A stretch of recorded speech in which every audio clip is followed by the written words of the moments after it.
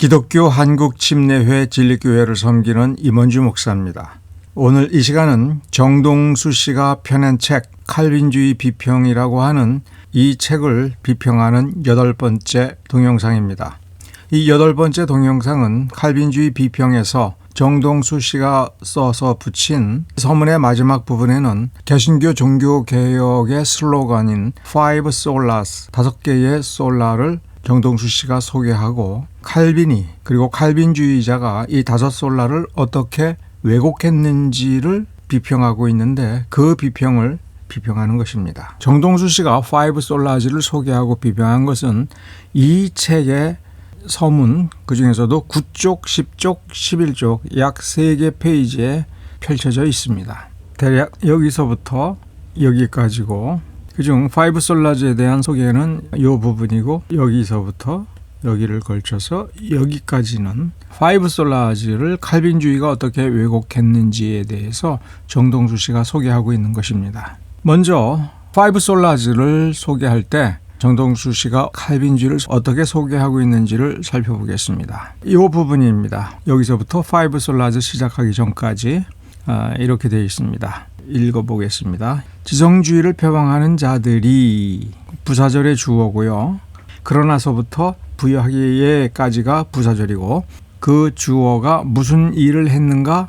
기독교 강요 같은 책에 성경과 동등한 권위 혹은 그 이상의 권위를 부여하기 때문에 많은 성도들이 올바른 교리의 부재로 고통을 당하고 있습니다. 주절이 되겠습니다. 그 다음 두 번째 문장은 프로테스탄트 칼빈주의자들은 자신들의 신학 체계가 소위 5솔라라 불리는 주장과 합치된다고 주장합니다. 여기에는 첫째, 지성주의라는 말이 나옵니다. 그리고 두 번째, 지성주의자들이 성경의 단순함을 버렸다. 그리고 교묘한 쾌변으로 가득한 칼빈의 기독교 강요 같은 책에, 즉 성경 이외의 책에 성경과 동등한 권위를 부여했다. 이러한 주장은 이미지, 느낌으로 어필을 하고 있는데 왜 그런 평가를 했는지에 대해서 구체적 근거는 제시해주고 있지 않습니다. 지성주의라는 말을 쓰고 있습니다. 지성주의가 무엇인가? 여기에 대해서 간단한 단서라도 제공해 줘야 되는데 전혀 없습니다. 성경의 단순함이라고 하는 말이 무슨 뜻인지도 설명이 필요합니다. 이 성경의 단순함이라는 말을 전혀 설명하지 않고 막연하게 이렇게 쓰게 되면 이건 무슨 뜻이 되냐면 성경은 단순 무식한 사람도 단순 명쾌하게 이해할 수 있다. 따라서 복잡하게 설명하는 건 다 틀렸다. 이렇게 말할 수가 있어요. 성경을 이해 못하는 사람은 없다. 다 이해할 수 있다. 그래서 성경을 복잡하게 설명하는 건 다 가짜다. 자, 그러면 이러한 입장을 가지고 있는 모든 종파는 성경을 설명하기를 중단해야 됩니다. 그런데 성경을 설명하죠. 성경을 설명합니다. 삼분서를 설명을 하고 세대지 역사관에서 설명을 합니다. 세미나를 합니다. 이게 모순이죠. 성경은 단순할 수 있습니다. 단순하게 바라보는 것 좋습니다. 그러나 그 단순함 그대로의 성경을 이해하지 못하는 이단들이 있습니다. 이해하지 못하는 불신자들이 있습니다. 설명을 해야 됩니다. 이게 왜 그런지. 2000년, 3000년 전에 문화와 관습에 속한 어떤 것을 그 문화적 차이, 관념의 차이, 개념의 차이를 설명을 해야 됩니다. 2000년 전, 3000년 전의 문화 속에서 이 말씀은 단순하게 행동에 옮길 수 있으나 현대에 와서는 매우 복잡하기 때문에 왜 그런지에 대해서 설명이 요구되는 경우 그 설명은 대단히 복잡할 수 있습니다. 그리고 그 설명을 다시 정리를 해야 되고 여러 가지 원칙들을 정립을 해야 됩니다.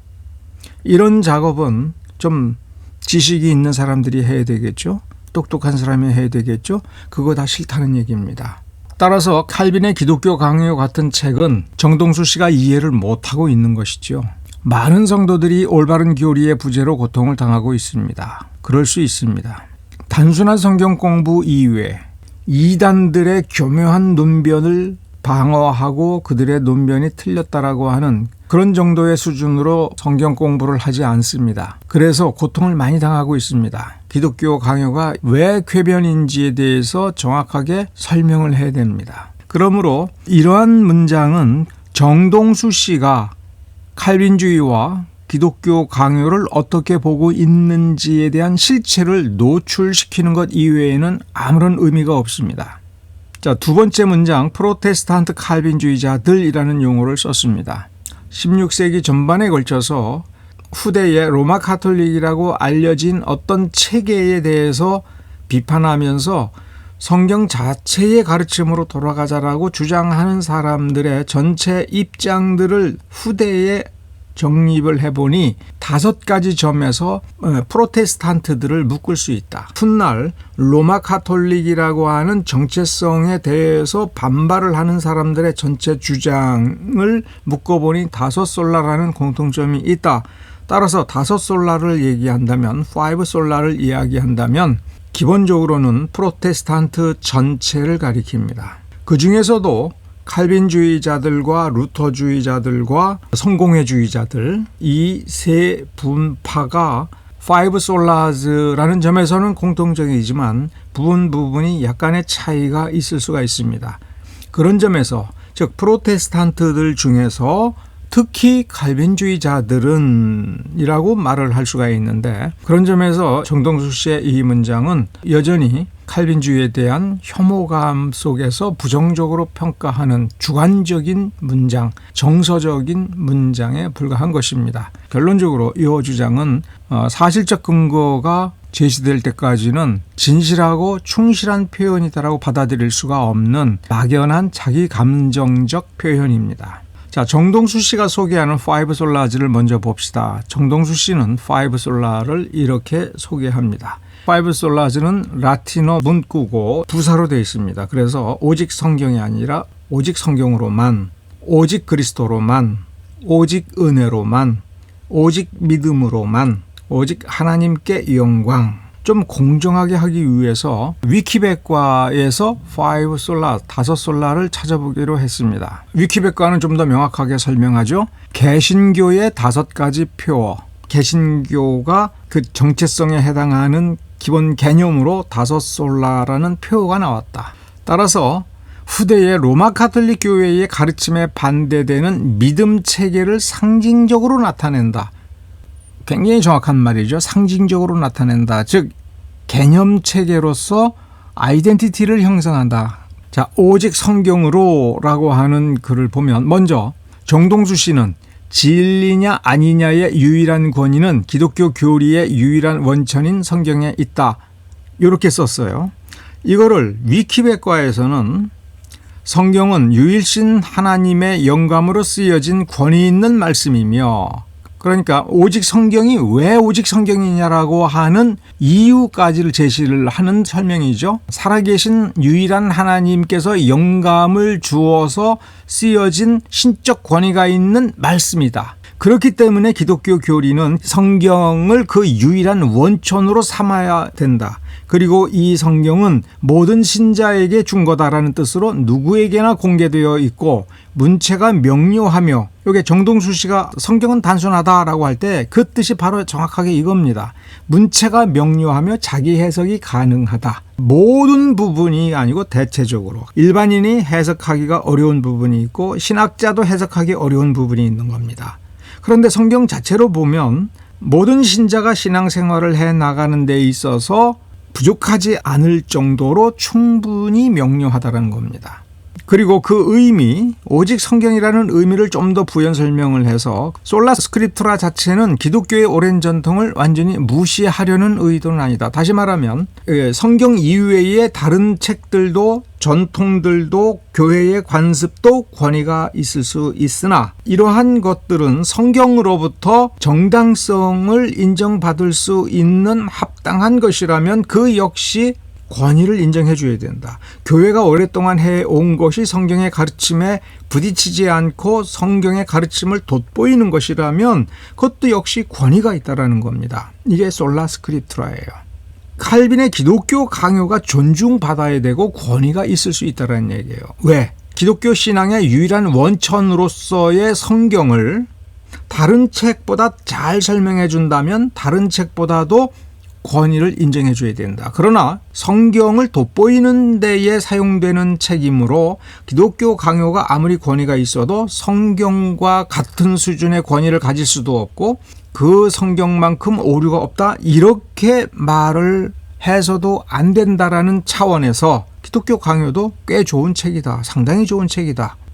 만일에 성경만을 오직 성경만을 주장하면서 그 이외의 것은 그리고 교회가 1000년이 되었던 2000년이 되었던 300년이 되었던 그 300년 동안 유지해온 이건 성경적이다라고 하는 어떤 관습도 오직 성경이라는 말로 거부를 해야 된다면 그거는 솔라 베르붐 데이라고 하는 입장이죠.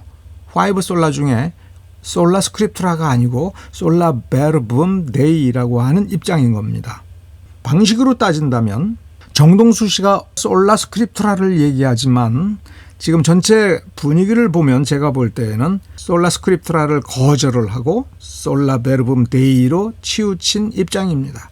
정동수 씨는 평범한 사람들도 평범하게 생각하고 평범하게 쓸 수 있는 수준에서 썼습니다. 전혀 신학 공부를 하지 않는 사람의 흔적이 너무 많이 나타나고 있는 식의 표현입니다. 그러나 위키백과는 신학과 역사와 전통에 대해서 나름 충분히 공부한 사람의 수준에서 일반인들이 알아듣기 쉽게 정리가 된 겁니다. 이 수준 차이가 나타나요. 오직 그리스도라고 하는 이 두 번째 항목을 정동수 씨는 어떻게 서술하고 있냐면 구원의 유일한 길은 십자가에서 이루어진 예수 그리스도의 피의 공로를 통해서만 가능하다. 틀린 거는 아닙니다. 자, 그런데 위키백과는 어떻게 설명하고 있는지를 봅시다. 자연인의 상태에 대한 입장은 그러니까 오직 그리스도만으로라고 하는 이 문구의 기본 전제는 자연인이라고 하는 거예요. 구원받기 이전의 인간 본연의 상태에서는 모든 인간은 죄로 인해 참된 생명력을 잃은 즉 죽은 절대적인 절망의 상태에 있다.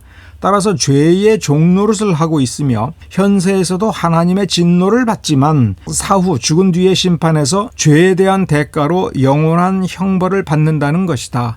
이러한 상태에서 인간은 스스로 벗어날 능력이 없고 구원의 유일한 길은 십자가에서 억조 창생의 죄값을 다 받고 하나님의 의를 완전히 이룬 예수 그리스도의 공효를 덧입는 것뿐이다.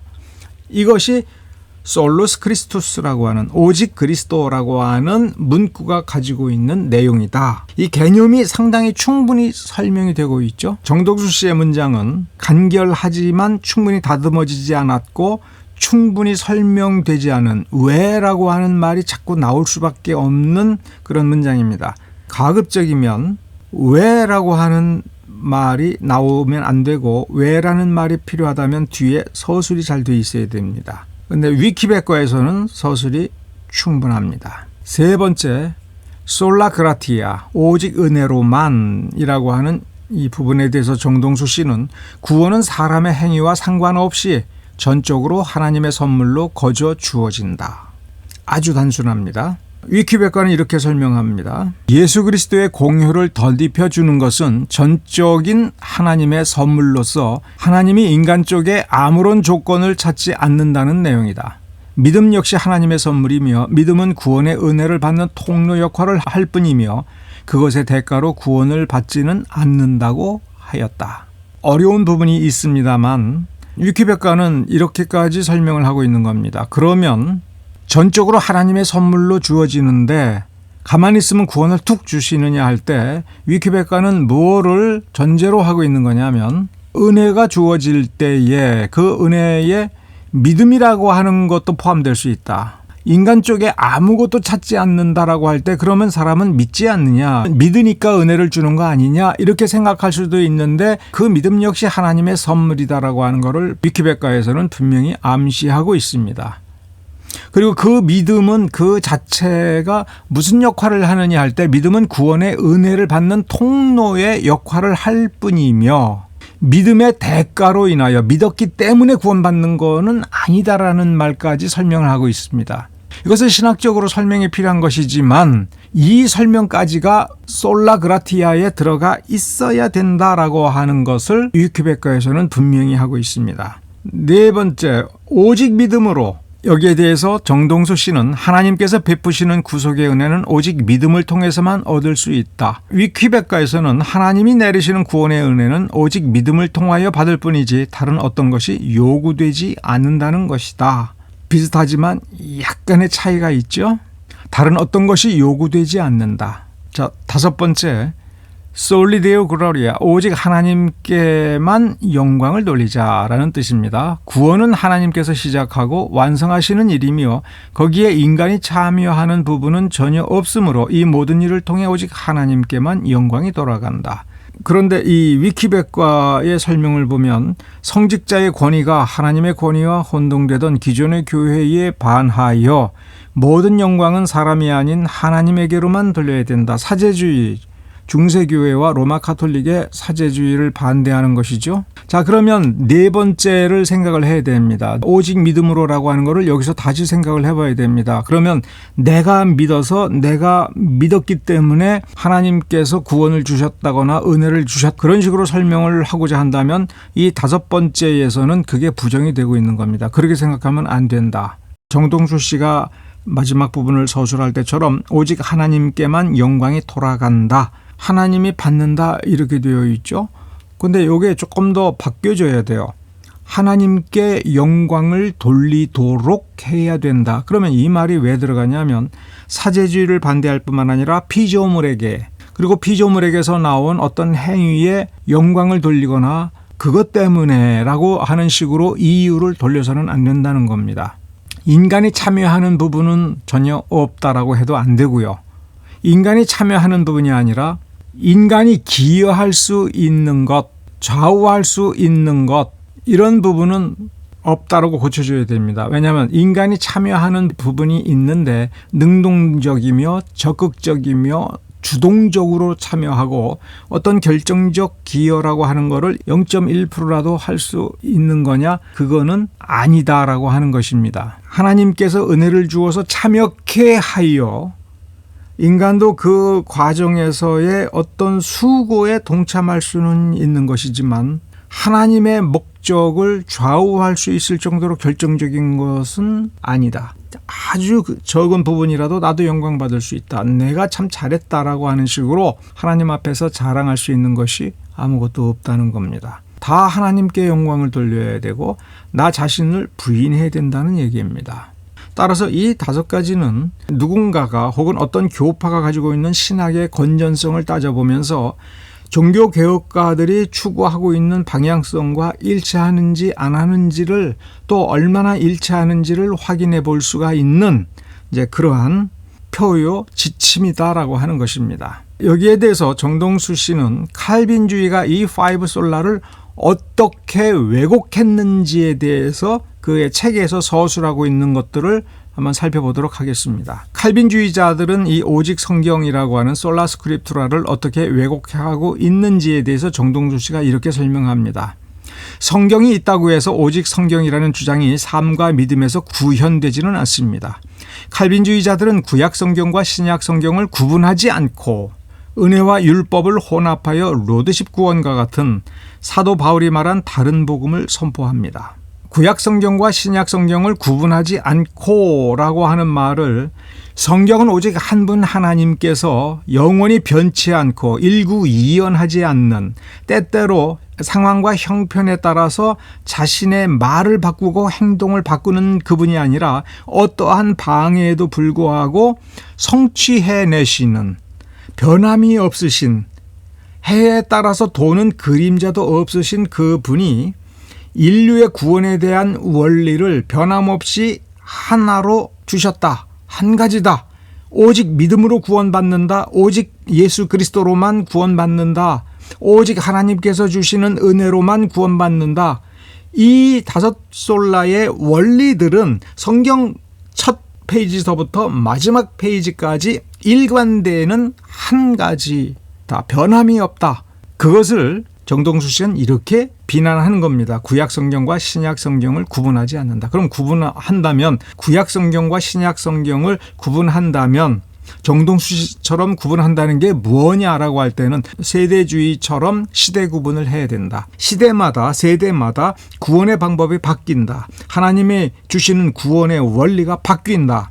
적어도 구약시대와 신약시대를 구분해야 된다. 구약시대는 율법으로 구원받고 신약시대는 믿음으로 구원받는다. 이렇게 가르쳐야 된다. 그러한 정동수 씨의 원리대로 한다면 하나님은 실패하는 하나님이에요.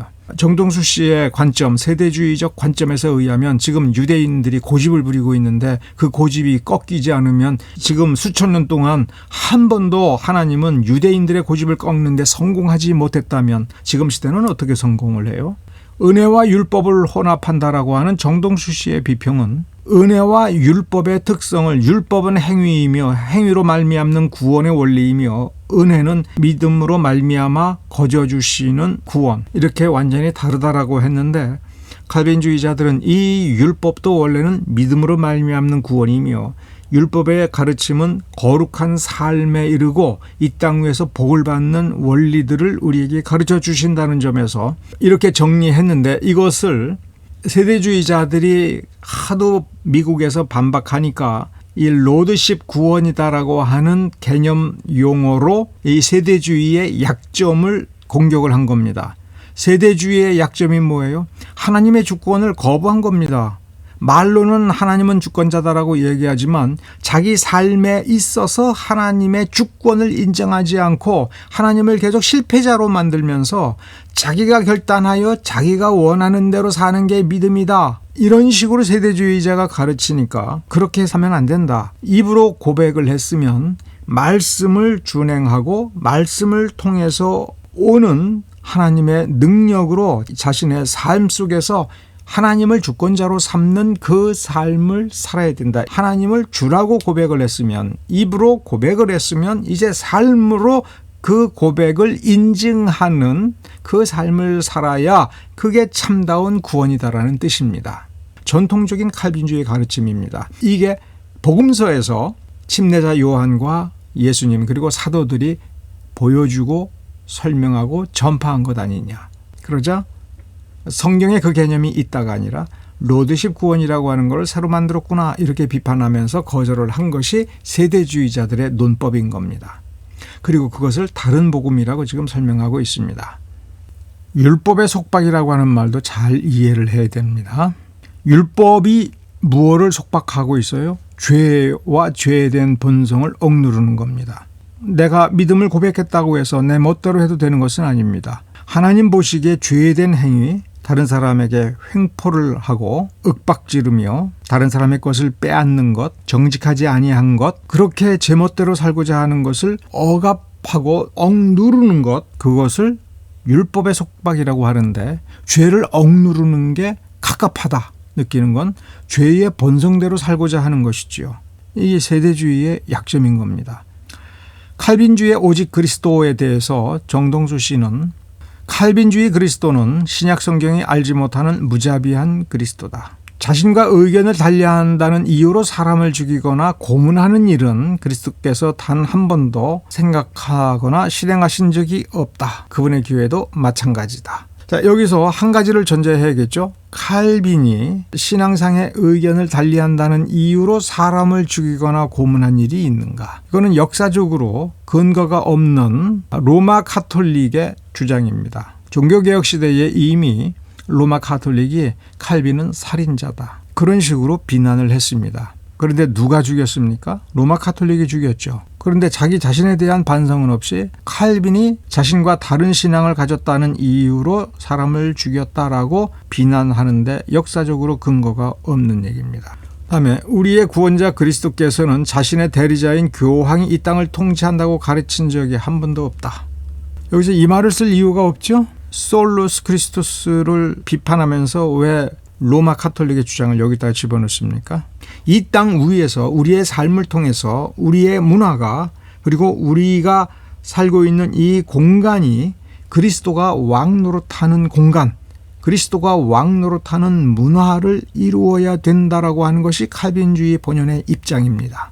그 왕국이 종말 때에 어떻게 오든지 간에 우리는 여기에서 친히 나라를 세우시고 왕국을 세우시고 왕노릇 하시고자 하는 그렇게 역사하시는 주님의 뜻에 순종하여 우리의 삶을 그렇게 해야 된다. 그런 주장을 칼빈주의자가 하고 있다는 것은 지금 정동수 씨가 부정하고 있는 겁니다. 칼빈주의의 오직 은혜, 칼빈주의 하나님은 구원받기로 예정된 자들에게만 그가 알지 못하는 사이에 은혜를 주셔서 먼저 다시 태어나게 하고 또 복음을 받아들일 수 있는 믿음을 주시는 분입니다. 반면에 그 동일한 하나님은 지옥불의 정죄를 받도록 예정하신 자들에게는 아무리 그들이 복음을 믿으려고 해도 은혜를 받으려고 해도 냉정하게 은혜 베푸시기를 거부하는 분이십니다. 여기서 정동수 씨가 착오를 일으키고 있는 부분은 이 땅 위에서 믿으려고 하는 것, 은혜를 받고자 하는 것, 이러한 열정이 어디서 오느냐에 대한 신학적 분석을 지금 정동수 씨는 이해하지 못하고 있는 겁니다. 여기서 이 칼빈주의가 아니라 성경이 전제하고 있는 개념에 대해서 정동수 씨가 이해를 못하고 있는 겁니다. 파이브 솔라스 자체가 뭘 전제하고 있는 거냐면 자연적 상태의 인간은 원죄로 말미암아 죽은 상태다. 자, 그러면 죽어 있는데 그 죽은 그 사람이 뭘 할 수 있냐 이거예요. 자, 우리가 죽어서 시체실에 들어가 있는데 의사가 와서 이렇게 얘기합니다. 당신이 결단을 내려야 돼. 숨을 쉬기로 결단을 하고 심장이 뛰기로 결단을 하고 손발을 움직이기로 결단을 하여 움직여봐. 그러면 내가 너를 살려줄게. 생명 줄게. 이렇게 말을 하면 그 의사가 무슨 말을 한 겁니까? 미친 소리죠. 죽어 있다고 전제를 한다면 그 생명이 완전히 끝났다면 의사가 할 수 있는 일은 없는 겁니다. 그런데 이 죽은 시체가 다시 살아나려면 어떤 일이 생겨야 되는 거예요? 그 생명이 돌아와야 돼요. 그러면 그 의사가 이제 그 사람에게 필요한 응급처치를 더 추가를 해서 그 생명이 꺼져가지 않고 점점 더 강력해지도록 어떻게 할 수가 있죠. 믿음의 결단을 내리기 위해서는, 복음을 받아들이기 위해서는 먼저 살아나야 된다는 얘기예요. 그러면 죽은 사람이 어떻게 해서 살아나요? 스스로 살아나요? 하나님께서 은혜를 주셔야 살아나는 거죠.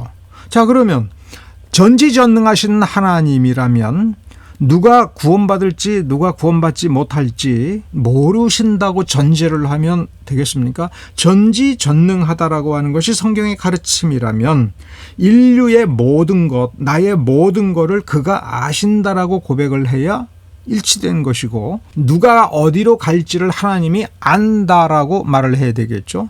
그러면 천국에 가는 사람이 자기 공로가 아니라 하나님의 공로로 가는 거다라고 하는 것이 성경의 가르침이라면 그 천국에 가는 사람은 무엇 때문에 천국에 간다고 말을 해야 되는 거예요? 하나님이 은혜 주셨기 때문에.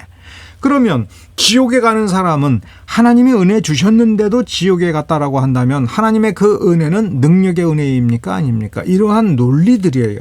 이러한 논리들에 의하여 나오는 문장입니다. 그러므로 그 이면에 있었던 교리들, 성경이 가르치는 교리들에 의하여 도출되는 거죠. 자, 그러면 여기에서 빠진 게 있습니다. 예정된 자가 누구냐? 나는 예정됐느냐? 모르죠. 자, 그러면 믿으려고 하는 마음, 은혜를 받으려고 하는 마음, 복음을 기꺼이 받아들이려고 하는 이 마음은 어디서 오느냐라고 하는 것은 우리가 물어봐야 됩니다. 이러한 마음가짐이 있다? 그러면 성경적으로 이 마음가짐은 어디서 오는가? 자연적인 인간 그 자체가 결단을 내려서 할 수 있느냐? 할 수 있다면 해야 되겠죠. 그런데 하고 싶어 하지 않는 인간들이 있고 하고자 하는 인간이 있습니다. 그러면 우리는 추론할 수가 있습니다. 이 믿음은 어디서 오는가? 이 받으려고 하는 것은 어디서 오는가? 말씀대로 살려고 하는 것은 어디서 오는가? 그러면 우리는 이 믿음이 생길 때까지 가만히 있어야 되는가? 우리는 가르쳐야 되고 믿어보려고 애를 쓰자라고 우리가 권면을 해야 되고 손을 붙잡고 이끌어서 믿음을 갖도록 촉구를 하고 그 믿음이 연약하고 후퇴하고 무너져 갈 때에는 붙잡아주고 부축해주고 하는 노력을 성경에서는 하라고 하는 겁니다. 칼빈주의의 오직 믿음에 대해서 정동수 씨는 이신층이 혹은 이신득이 즉 사람이 믿음으로 어렵다고 여겨지는 것이 프로테스탄트들의 믿음이다. 우리의 행위나 공로와 상관없이 오직 믿음으로만 칭의를 얻는다니 이 얼마나 감사한 일입니까? 그런데 칼빈주의의 믿음은 선택받은 자들에게만 하나님께서 강권적으로 주시는 믿음입니다. 칼빈주의 교리에 따르면 하나님의 선택을 받은 사람은 언젠가 강권적으로 그 믿음이 오게 되어 자기 의지와 상관없이 그리스도를 믿게 되고, 그 반대에 속한 자들은 아무리 믿고자 노력을 하고 알고자 노력을 해도 결코 믿을 수 없게 됩니다. 이것이 프로테스탄트의 이신칭의 믿음이라고 한다면 사람은 자유의지가 전혀 없는 쇳덩어리 로봇으로 전락하게 됩니다 라고 왜곡하고 있습니다. 이 패러그래프의 마지막 문장에서 사실 이렇게 되어야만 신권 통치가 가능하므로, 여기서 신권 통치라는 것을 정동수 씨가 얼마나 왜곡되게 이해하고 있는지는 제가 다른 곳에서 이미 설명을 했습니다. 칼빈주의의 믿음은 이라고 할 때 원래 칼빈주의에서는 구원적 믿음, saving faith과 일반적으로 우리가 이해하고 있는 faith을 구별을 해서 설명을 합니다. 구별해서 설명하는 것은 saving faith의 특성과 이 saving faith이 와서 그 결과로서 우리가 자유의지적 결단을 내리는 믿음은 본질적으로 성격에 차이가 있고 성경 해석을 할 때에 오류를 피할 수 있는 방법이기 때문에 개념적으로 그렇게 하는 것입니다. 하나님의 선택을 받은 사람은 언젠가 강권적으로 그 믿음이 오게 돼요 라고 하는 것은 saving faith입니다. 자기 의지와 상관없이 그리스도를 믿게 되고가 요건 또 틀렸습니다. 칼빈주는 이렇게 가르치지 않습니다.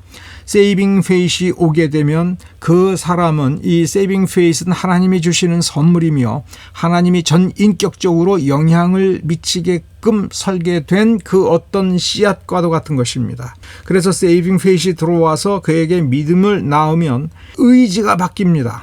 자신의 의지로 믿고자 하게 되고, 자신의 의지로 믿음을 붙잡고자 하게 되고, 자신의 의지로 믿음의 삶을 살게 되는 것입니다.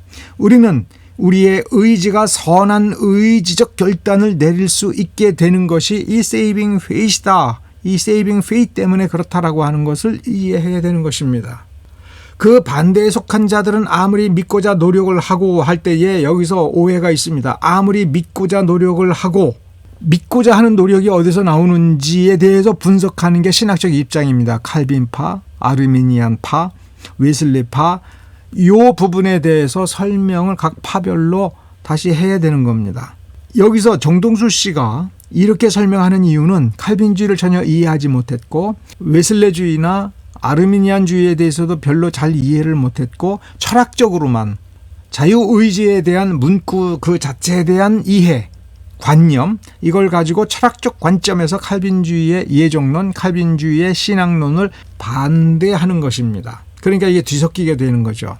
아무리 믿고자 노력을 할 때에 믿음의 이 노력이 인간 그 자체, 하나님과 상관없이 믿고자 노력하고 믿고자 결단을 내리면 하나님께서는 구원을 주셔야 된다, 주셔야 될 의무가 있다, 이게 성경적이다라고 지금 주장하는 거라면 이 주장이 잘못된 겁니다. 하나님이 종입니까? 인간이 결단 내린 것에 대해서 무조건 자동적으로 반응을 해야 되고 무조건 반응을 해야 된다고 지금 주장한다면 이거는 신앙이 아니죠. 하나님을 하나님으로 섬기는 것이 아니고 주권적으로 섬기는 것이 아니라 인간에게 구원을 가져다가 주는 노예, 종으로 간주하는 것이니까 이거는 상당히 패역한 것이죠. 그리고 이것이 프로테스탄트의 이신칭의 믿음이라고 한다면이라고 할 때, 왜 프로테스탄트들이 이신칭의 justification by faith이라고 하는 이 표어를 제창하면서 어떤 개념을 그 안에 담았을까? 여기에 대해서 정동수 씨가 잘 이해를 못하고 있는 겁니다. 다만 한 가지, 이 즉 사람이 믿음으로 의롭다고 여겨진다라고 했을 때 이 앞에 있는 이신칭의 혹은 이신득이라는 말을 이게 다른 말이라고 하는 거를 정동수 씨는 이해를 못했어요. 만일에 이신칭의 혹은 이신득이 이렇게 하고서 이 문장을 마무리했으면 이건 뭘까라고 하고 그냥 넘어가겠으나, 즉이라는 말로 부연 설명을 했으면, 사람이 믿음으로 의롭다고 여겨진다라고 규정을 했으면 이것은 이신칭의에만 해당이 되는 겁니다. 이신득의라고 하는 거는 의를 얻는다라는 말이잖아요. 의를 얻는다라고 할 때 의롭다고 여겨진다라고 하는 말과는 다른 말입니다. 다시 말하면 실질적 의의 의라고 인정해 줄 수 있는 어떤 덩어리, 물체, 실체가 있느냐 없느냐의 차이예요. 있고 없고는 굉장히 다른 거잖아요. 이것이 여기에 있다와 없다는 너무 다른 겁니다. 실체가 여기 있다. 그게 여기 진짜로 있어. 이거하고 없어. 근데 있는 걸로 치자. 즉 이신칭의는 없는데 있는 걸로 치자. 여겨진다예요. 그러니까 실체가 없는 겁니다. 근데 이신득의는 의를 얻었으니까 실체가 여기 있는 거예요. 굉장히 다르죠. 이신칭의는 정확하게는 칼빈주의의 justification by faith를 가리키는 것이고 루터주의는 그게 좀 애매합니다. 칼빈주의와 비슷할 때가 있고 비슷하지 않을 때가 있습니다. 지금은 대체적으로 비슷하지 않습니다. 좀 다르죠. 자, 칼빈주의의 오직 하나님께만 영광이다라고 할 때 하나님께서 전적으로 모든 일에 영광을 받으셔야만 한다는 것은 지극히 당연한 말입니다. 그런데 성경에 계시된 하나님과 사람의 속성 혹은 본성을 왜곡하면서까지 오직 하나님께만 영광을 돌리라고 하는 것은 성경대로 따르는 것이 아니므로 성경신자들은 이것을 수행할 수 없습니다. 할 때 여기서 성경신자는 세대주의자들, 그 다음에 킹제임스 유일주의자들이 자신들을 가르치는 것이 바이블 빌리버즈예요. 그래서 세대주의자들은 혹은 킹제임스 유일주의자들은 이것을 받아들일 수 없다라는 얘기입니다. 왜 그러냐면 칼빈주의자들은 구원과 구속을 구분하지 못하고 성경이 말하는 행위가 무엇인지 알지 못하여 하나님께서 친히 자신의 형상대로 창조하신 사람의 자유의지 능력을 잘못 판단하고 있습니다. 역시 문제는 뭐예요? 세대주의자들은 자유의지는 자유로워야 된다 할 때 하나님도 간섭해서는 안 된다는 입장에서 지금 벗어나고 있지 못하는 겁니다.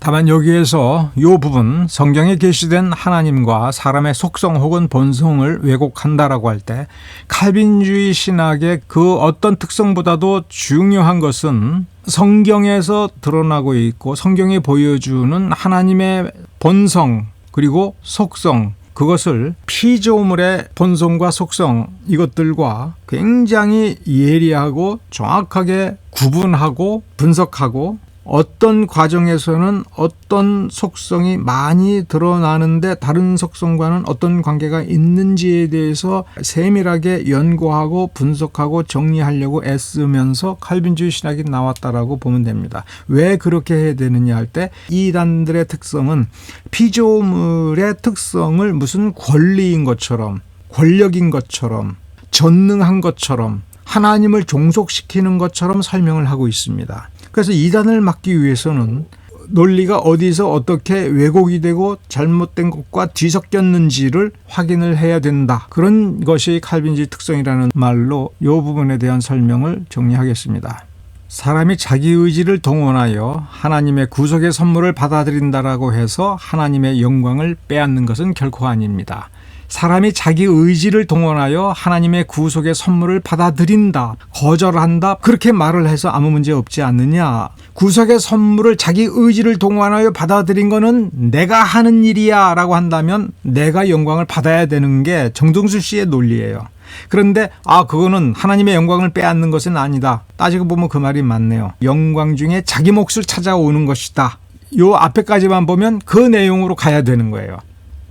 하나님의 영광을 뺏는 것이 아니라 그건 하나님 것이 아니라 내 것이다 라고 사람도 영광을 받을 수 있다. 받아야 된다. 원래 이 부분은 그런 논리로 가고자 하는 것인데 뒷부분에서 전혀 엉뚱한 말을 붙이는 겁니다. 로마서 4장 4절부터 5절 보면 자기 의지를 동원한다거나 자기가 결단을 내려서 내가 했습니다라고 말할 수 있는 그런 믿음이 아닌 믿음이 있는 자를 하나님께서 의로 여기신다라고 하는 것이고 의로 여기셨기 때문에 구원으로 이어지는 거죠. 왜? 하나님이 의로 여기셨다면 그는 의인이 되어야 되는 거예요. 그러면 의인으로 만들어주는 그 무엇인가가 하나님에 의하여 이미 작동되었다라고 하는 논리적 설명이 따라와야 되는 겁니다. 이렇게 생각하는 게 신학하는 겁니다. 이 로마서는 5절만 보면 안 되고 4절과 5절을 같이 봐야 됩니다. 정동수 씨의 논증을 전체적으로 정리를 하면 원래 칼빈주의가 주장하는 파이브 솔라즈라든가 또 칼빈주의의 구원론 이것에 대해서 구속과 구원에 대해서 칼빈주의가 실제로 주장하는 그 실체를 가져다 놓고 비판을 해야 되는데 비틀어서 칼빈주의 아닌 것으로 만들어 놓은 다음에 그게 칼빈주의라고 거기다가 난도질을 하는 겁니다. 가짜를 가져다 놓는 거예요. 허수아비를 가져다 놓고서 이게 칼빈이다라고 얘기를 해버리는 겁니다. 허수아비는 허수아비일 뿐입니다. 제대로 믿으려고 하는 가운데에서는 진짜가 무엇냐를 알 뿐만 아니라 가짜가 무엇인지도 구별하는 날카로운 경계선이 있어야 됩니다. 오늘은 여기까지 다루도록 하겠습니다. 감사합니다.